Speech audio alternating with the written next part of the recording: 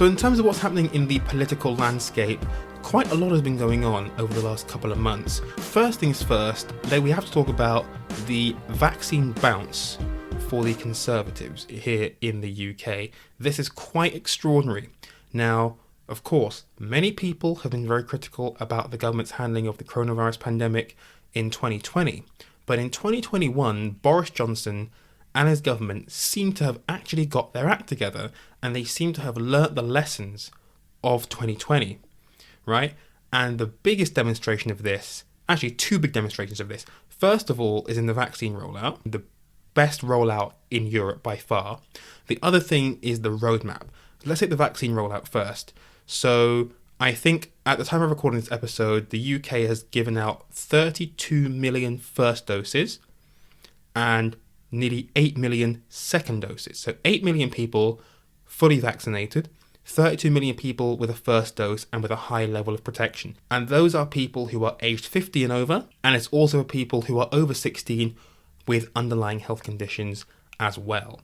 Now, we currently are using the Pfizer vaccine and the AstraZeneca vaccine. Under 50s like myself have to wait quite a bit longer for our jabs because, of course, the government is following the JCVI priority groups, which means that we're protecting the most vulnerable groups in society first, but that's absolutely fine. A bit of a slowdown in the vaccine rollout in April because of supply issues with AstraZeneca, so April is second dose month, and so we've gone from about 2 million second doses to 7 million in the space of about a week or two, which is just crazy. The jump that we've seen in second doses is remarkable, and it's really, really reassuring that more and more people are getting that full protection that they need, especially as the UK has been spacing out the doses at 12 weeks instead of 3 or 4, like most other countries have been doing. But the efficacy, especially for the Oxford vaccine, the AstraZeneca vaccine, is actually greater at 12 weeks. So we're doing a really, really good job on that front, and I am absolutely itching to get the call or the text or the letter to say that I can get my vaccine. And now I know for a fact that I will be getting, definitely for sure, either the Pfizer, the Moderna, the Johnson & Johnson vaccine, or Novavax when it comes. I will not be receiving the AstraZeneca vaccine because there's been some safety concerns about the AZ jab. Reports of blood clots in about 79 people in the UK, and several of those people died. The risk is still vanishingly rare, though. That's the main thing to remember. But the MHRA, who is our regulator, the Medicines and Healthcare Products Regulatory Authority, they and the JCVI, the Joint Committee on Vaccination and Immunisation, have recommended that the AstraZeneca vaccine is not given to people under 30, which is my age bracket. So I will not be getting the AstraZeneca vaccine. I'll be getting an alternative because they think that the risk is slightly higher in younger people.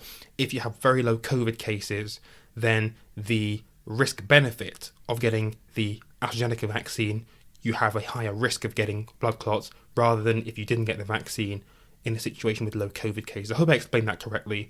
If not, just go and watch Jonathan Van Tam's press conference. He explains it perfectly. Hopefully, all adults in the UK will have a jab by the end of July, a first dose by the end of July.